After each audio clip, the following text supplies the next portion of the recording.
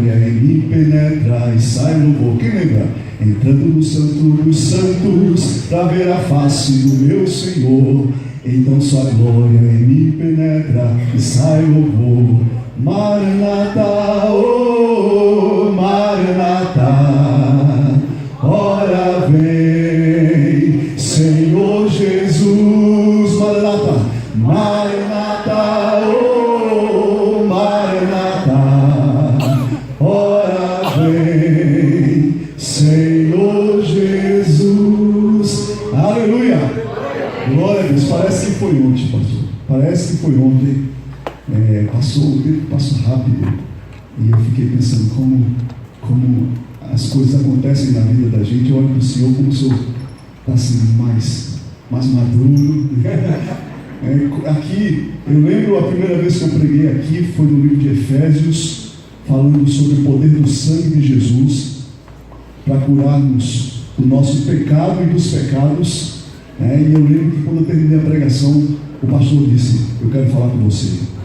Aí me chamou para o canto, eu fui tremendo na base. Disse: o que é que eu falei? Minha barriga no frio. Aí ele me chamou e disse: você acredita nisso que você falou? O que você pregou? Acredita mesmo? Eu disse: acredito, pastor. Amém, então tá bom demais, gostei. Faz mais de 20 anos isso. E Deus tem abençoado aqui. Eu aprendi muita coisa de Deus. Deus abençoou muito minha vida. É uma alegria demais estar aqui com a minha esposa. Xênia, por favor, fique de pé. É linda ela. É minha esposa. Não sei como esse milagre aconteceu, mas ela, com a ajuda do pastor Vanilson, ela resolveu casar comigo, graças a Deus. E a nossa filha Rebeca, nosso filho está lá na outra igreja. Rebeca, abençoada e linda também, com sua mãe. E também a minha sogra, Eronita. Amém, glória a Deus. Estamos aqui para nos alegrarmos com os irmãos também, graças a Deus. Mas eu queria conversar com vocês, compartilhar da palavra de Deus, lá no livro de 1 Coríntios. 1 Coríntios capítulo 12.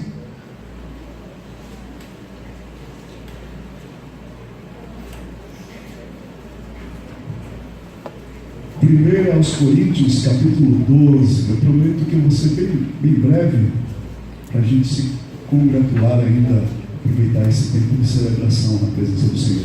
1 Coríntios capítulo 12, nós vamos ler os versículos de 1 até o 27. Eu vou ler aqui na minha versão, talvez a sua não seja igual, mas você vai acompanhando aí na sua Bíblia. 1 Coríntios capítulo 12, versículos de 1 a 27.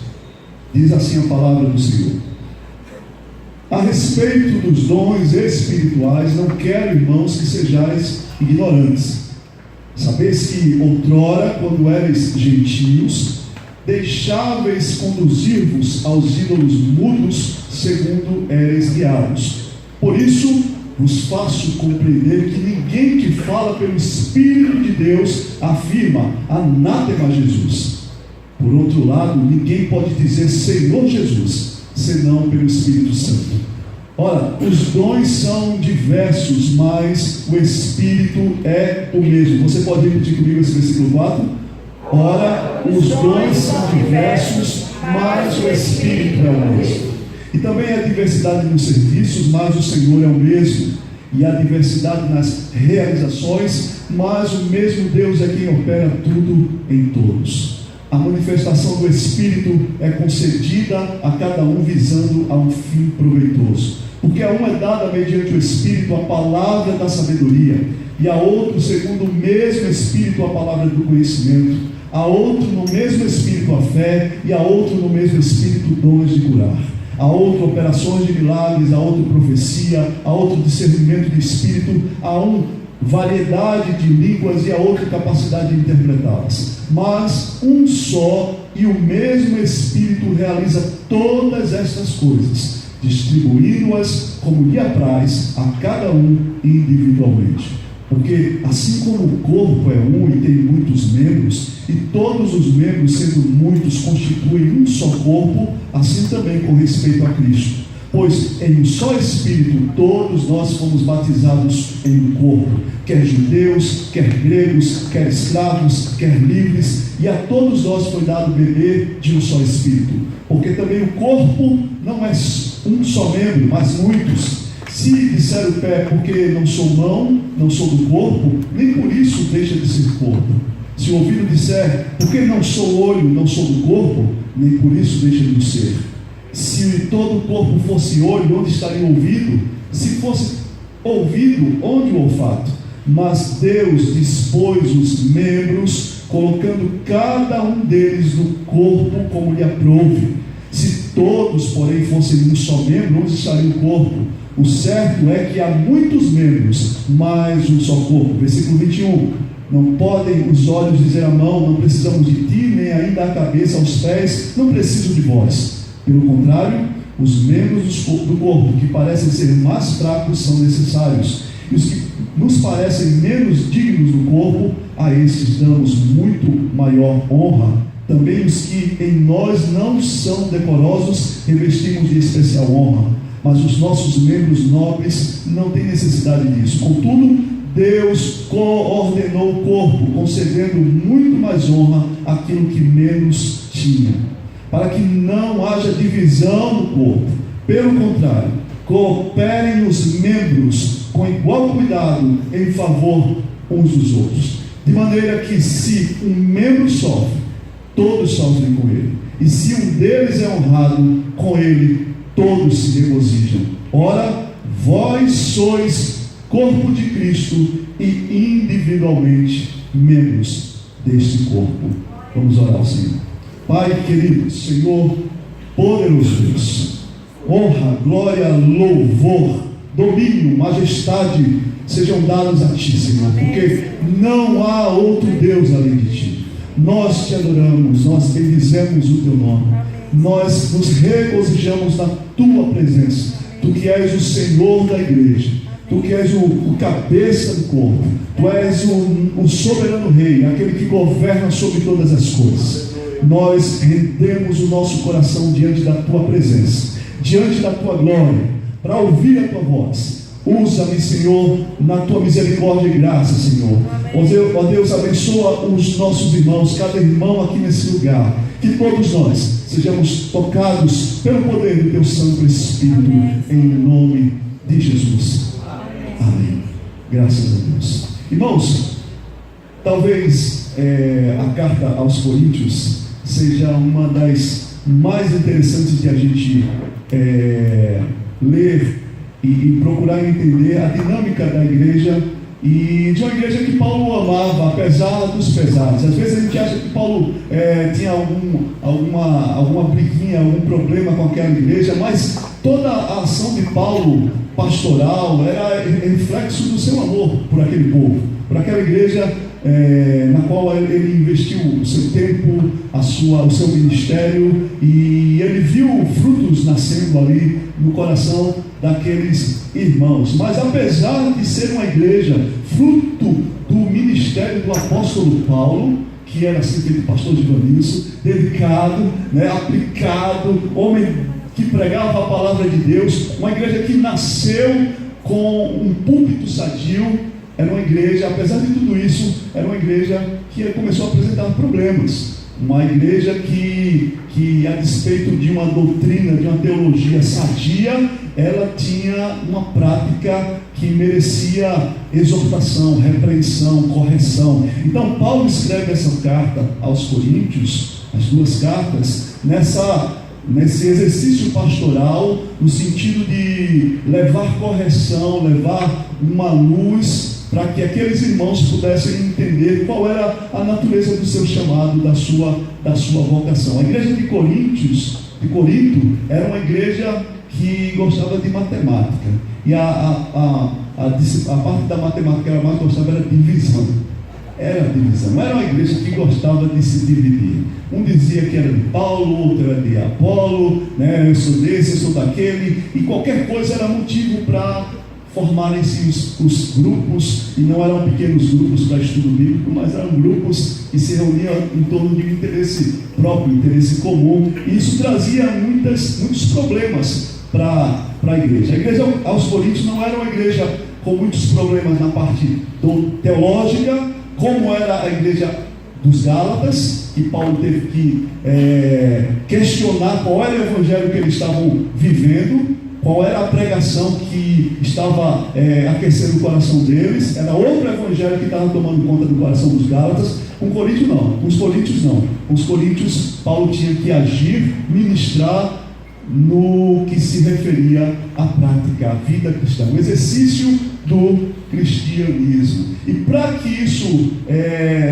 alcançasse uma dimensão mais profunda, para que isso de fato, o ministério de Paulo, a pregação de Paulo alcançasse a sua eficácia, ele usou e nós vemos aqui nesse texto, esse texto específico aqui em 1 Coríntios capítulo 12, Paulo trazendo à mente, à compreensão dos irmãos, ao entendimento dos irmãos, a verdadeira sobrenaturalidade do corpo de Cristo, a transcendência, o alcance, o tamanho, a grandeza disso que nós chamamos igreja do Senhor, corpo de Cristo. E ele trouxe, no poder do Espírito Santo,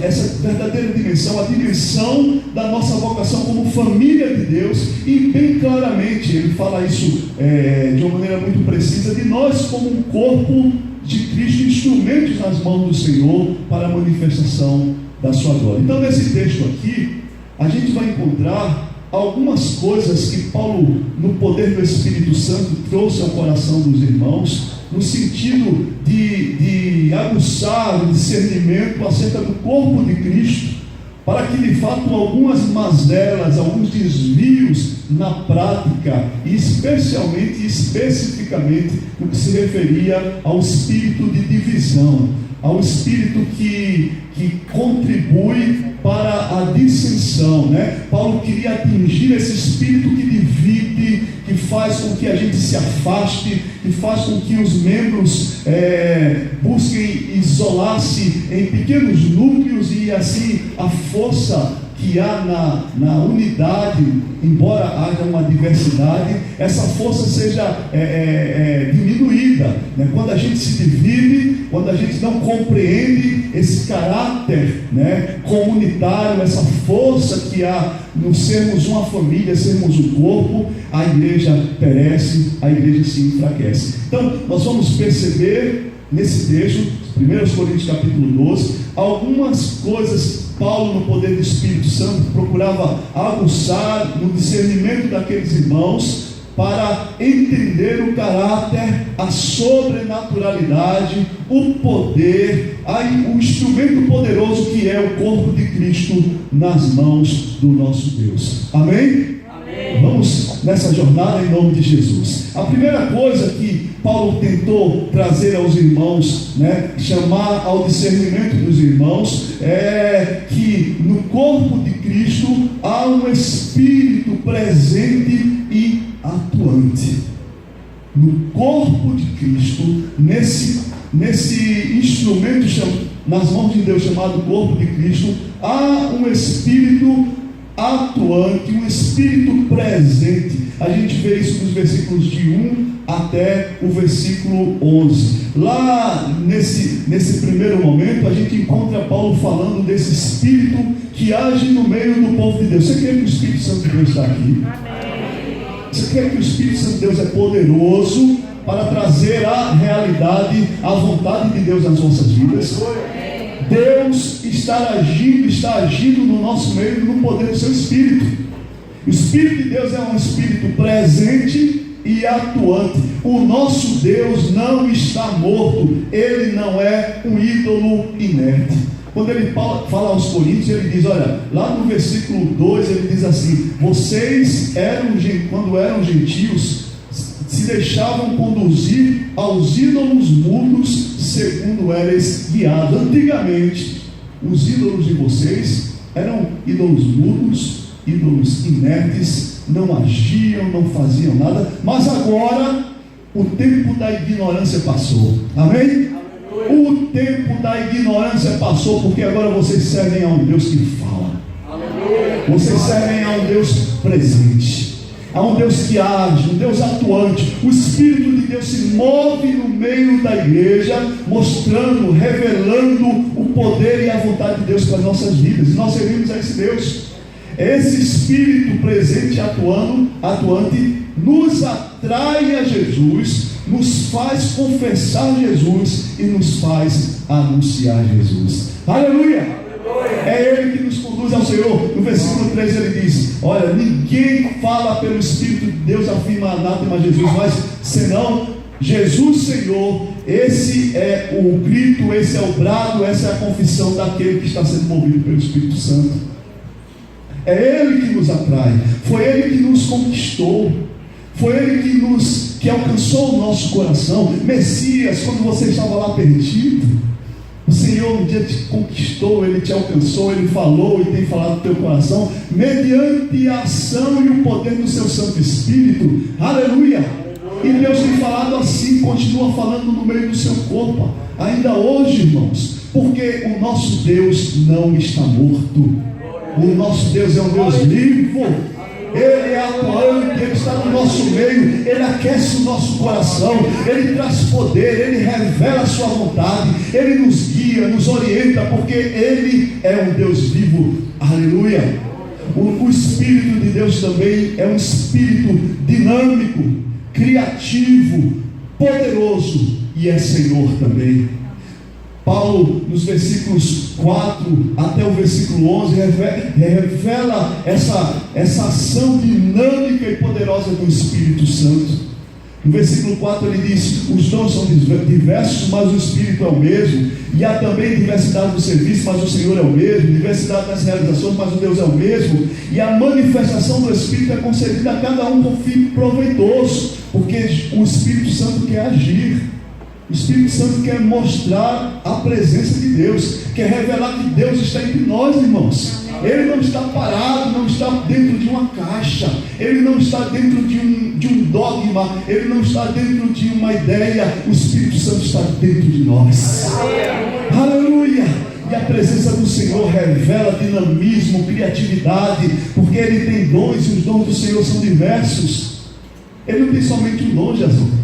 Não tem somente o dom de música, mas Ele tem músicos, Ele tem profetas, Ele tem evangelistas, Ele tem pessoas com dom de curar, Ele tem pessoas com dom de profetizar, Ele tem pessoas para fazer missões, Ele tem pastores, Ele tem mestres. O Espírito Santo traz ministérios, o Espírito Santo tem pessoas, levanta pessoas com dons de socorro, de misericórdia. O Espírito Santo é dinâmico, os seus dons são diversos.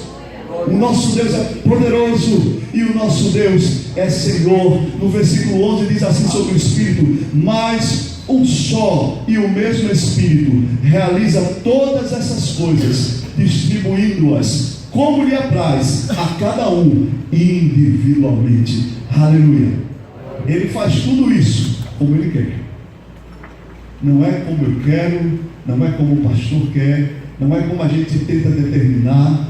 A manifestação do poder de Deus, os dons distribuídos são coisas, é algo que é unicamente expressão da vontade, da soberania do Espírito Santo de Deus. Você quer ser usado por Deus, você quer ser um instrumento nas mãos de Deus, você quer agir, você quer se deixar ser usado pelo Senhor, pelo Deus Todo-Poderoso que te chamou das trevas para a luz. Lembre-se, quem faz isso, quem opera isso no nosso coração é o Espírito de Deus, e Ele está aqui em nós. Segunda coisa importante, quando nós discernimos o corpo de Cristo, nós entendemos a grandeza do corpo de Cristo. Nós encontramos um corpo que é coordenado, planejado e governado por Deus. Um corpo coordenado, planejado e governado por Deus. Às vezes, irmão, a gente age como se Deus não tivesse, como se Deus tivesse chamado as pessoas erradas para fazer parte do corpo de Cristo. A maneira como a gente trata os nossos irmãos, às vezes, é como se aquela pessoa, Deus tivesse errado na escolha que Ele fez daquela pessoa. Porque aquela pessoa, ela não tem as mesmas ideias que eu, ele não se comporta como eu, ele não faz aquilo que eu gostaria que ele fizesse. E às vezes é o meu tratamento para com aquela pessoa, para com aquele irmão, para com aquele membro do corpo, é como se eu tivesse reagido e dizendo: Deus, tu escolhesse errado. Esse irmão, essa pessoa aí não deveria fazer parte dessa igreja. Não sei se isso acontece somente comigo, né? Mas às vezes o tratamento que eu dou para o meu irmão é um tratamento desonroso para a realidade de que aquele irmão foi chamado para fazer parte do corpo pelo Deus Espírito Santo. Não é verdade?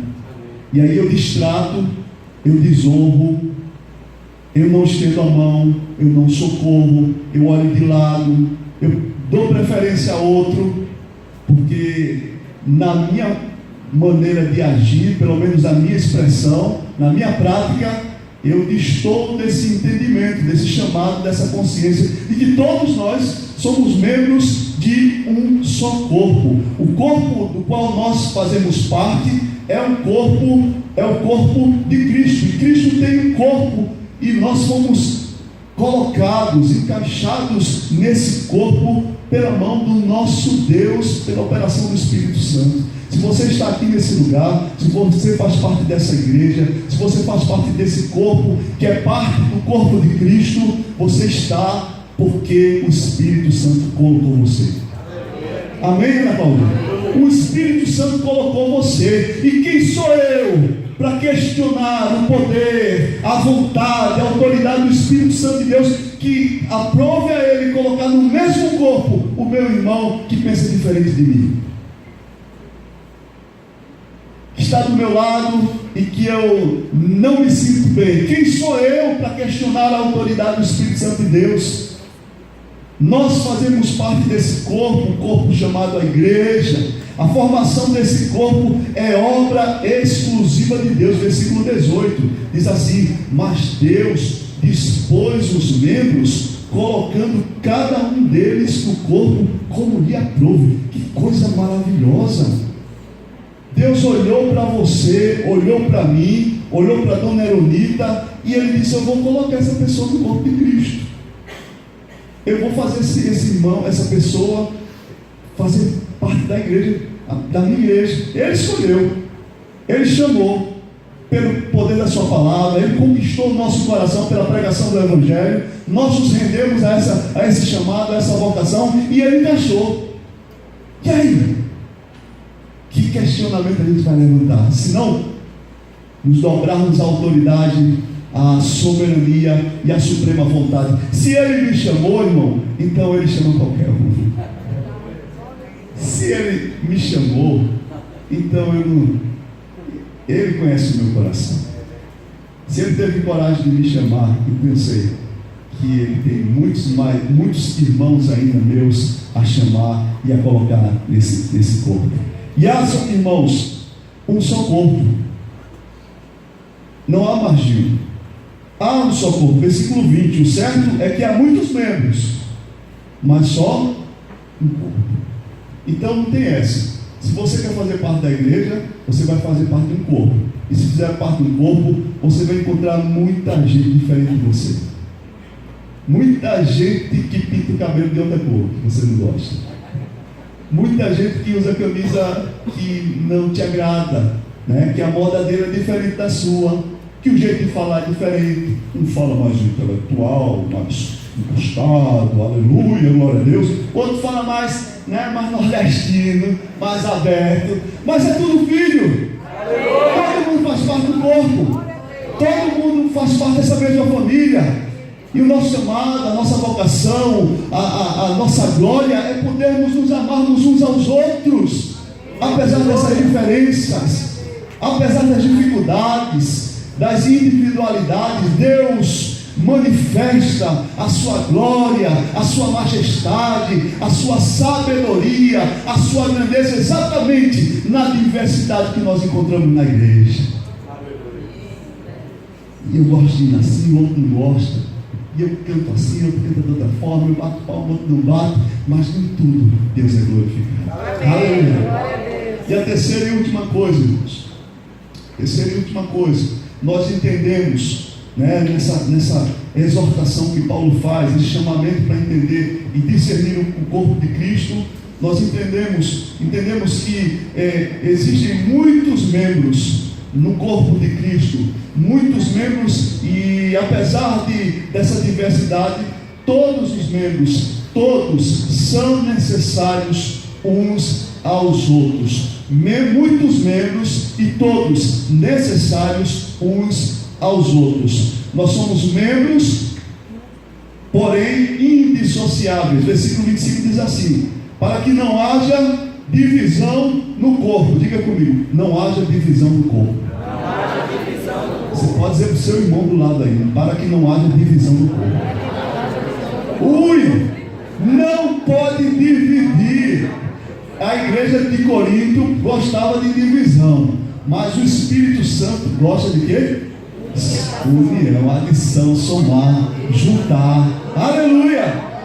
Multiplicação. É isso que o Espírito quer ver no meio do seu povo. Esse negócio de rei, vai para lá, vem para cá, não quero ver mais tua cara, de ó, vai para lá, não vou orar por ti. Isso não faz parte do povo de Deus, não, irmãos. Amém? Esse negócio de irmã que briga com irmã, tem muito disso, né, irmão? Eu estou errado? Se eu estiver errado, pode dizer, pastor. É porque as mulheres são mais fortes no temperamento, né? E às vezes querem que aconteça do jeito que elas querem, e começa aquele negocinho. A gente briga, irmã, mas a gente se ama em nome de Jesus. A gente às vezes arranca os bigodes, né, irmão João?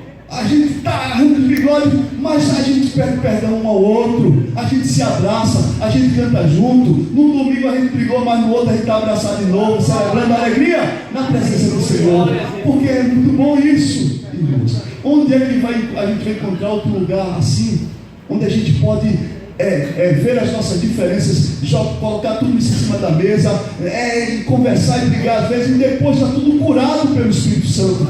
Qual é o lugar que a gente vai encontrar isso? Me diga, se não na casa de Deus, no meio do corpo de Cristo, no meio do povo de Deus. Por quê? Porque o Espírito de Deus se move em nós.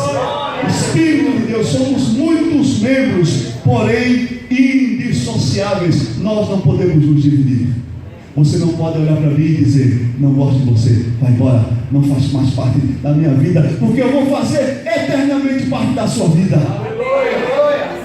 Eu fui comprado, você foi comprado, nós fomos comprados por alto preço, pelo sangue de Jesus. E essa união, esse preço pago, nos torna unidos para toda a eternidade, para o nome da Senhora.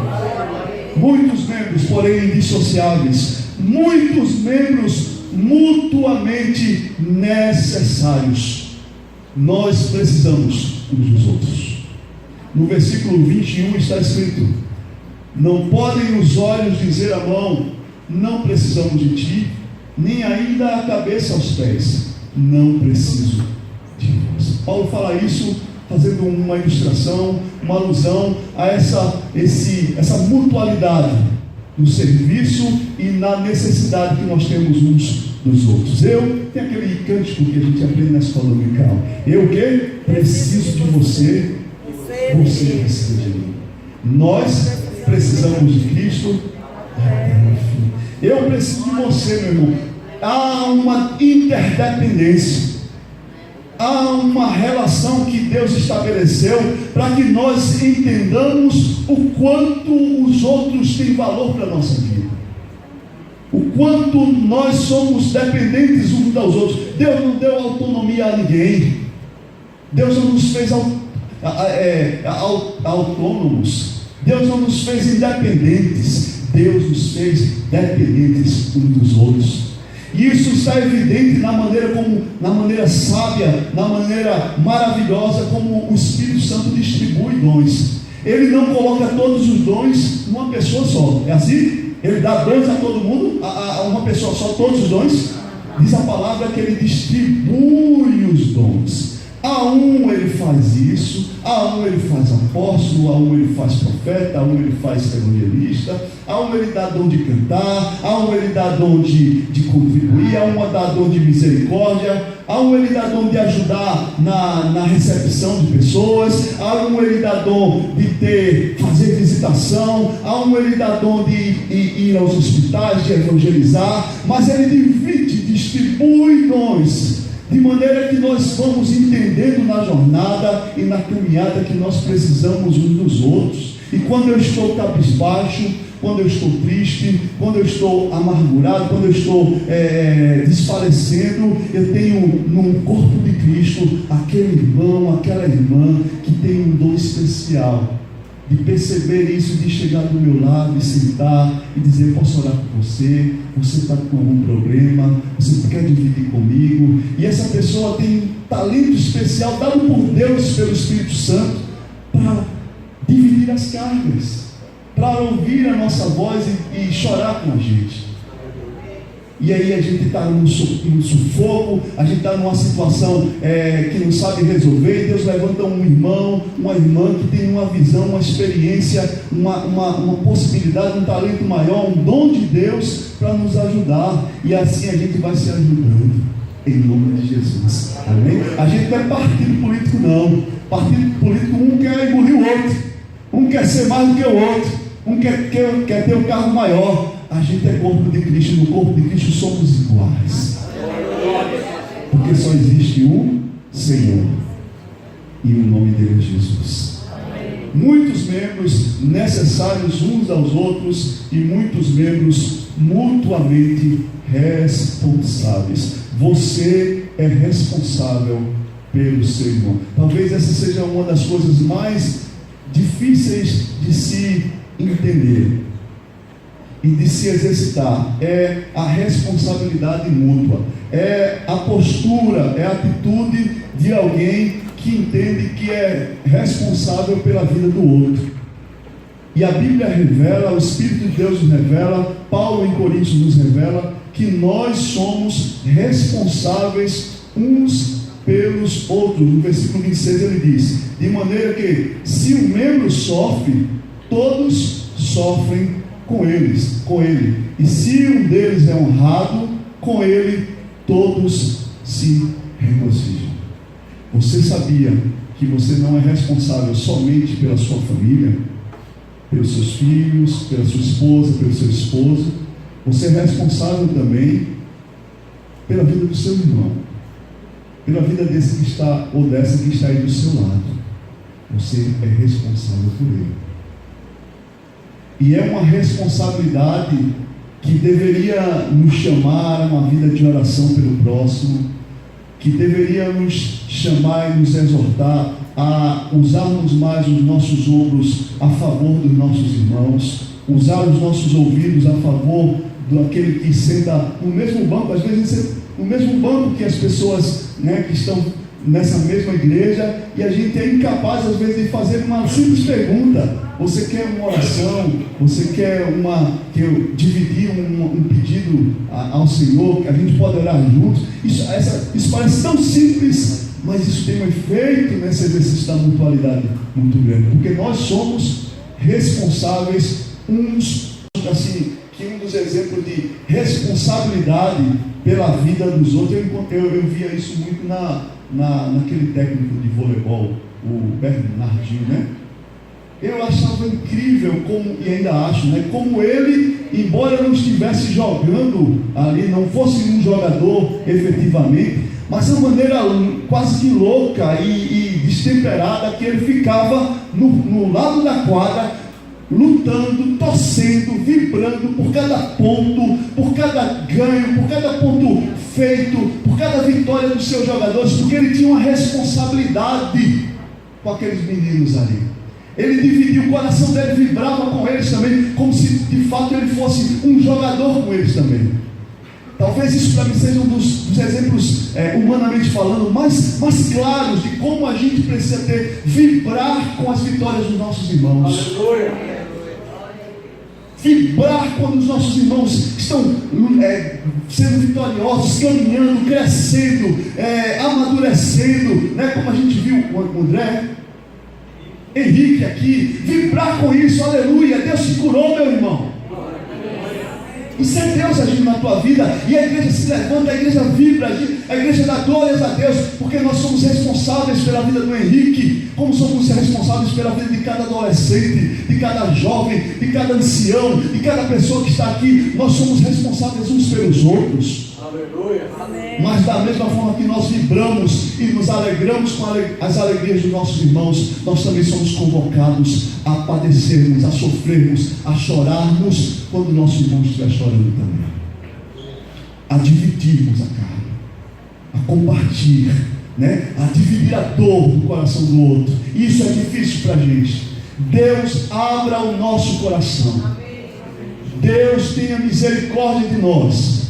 Porque quando nós, na verdade, encontramos alguém passando por alguma dificuldade, passando por lutas, a nossa primeira intenção, por causa dos desafios que nós já temos na vida, às vezes a nossa primeira tentativa é de nos desviarmos daquele caminho, é nos afastarmos daquele irmão, para que a gente não compre mais uma bronca para a vida da gente. É para que a gente não se envolva com mais uma dificuldade que a gente supostamente não tem nada a ver. Temos a ver. Temos a ver, porque nós somos membros de um só corpo.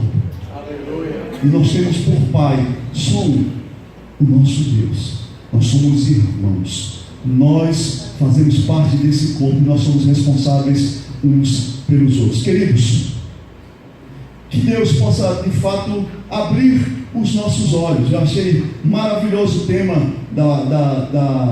a proposta temática deste aniversário, né? Esse chamado ao serviço mútuo, quando a gente entende que fomos convocados por Deus a estarmos agindo, colocando a nossa vida a serviço do próximo. E eu entendo que isso toma uma dimensão maior e mais profunda quando nós abrimos a nossa visão e o Espírito Santo nos faz discernir a dimensão da igreja do Senhor, a dimensão do corpo de Cristo, que é muito mais do que qualquer instituição humana, é muito maior, é muito mais poderosa, é muito mais profunda, tem muito mais recursos do que qualquer ONG que a gente possa encontrar na face da terra. Porque os nossos recursos e as nossas armas são espirituais. O nosso poder não está na mão dos homens, não está nos nossos diplomas, não está nas nossas capacidades materiais, não está no nosso bolso, não está nas nossas armas. O nosso poder está no nome de Jesus. E esse nome é poderoso. O nome de Jesus está sobre todos os nomes que podem ser mencionados na face da terra. Diante do nome de Jesus se dobra todo o joelho e toda a língua confessa que somente Jesus é o Senhor. Esse é o nosso poder, o Evangelho, a palavra de Deus e o Espírito de Deus que está sobre nós. Ele está aqui. Que Deus possa abrir os nossos olhos, nos fazer enxergar a grandeza do seu povo, e que nós possamos, nesse entendimento, zelar mais pela casa do Senhor, zele mais pela sua igreja, meu irmão, zele mais pela vida dos seus irmãos, zele mais pela vida do seu pastor, ore pela vida do seu pastor. Amém?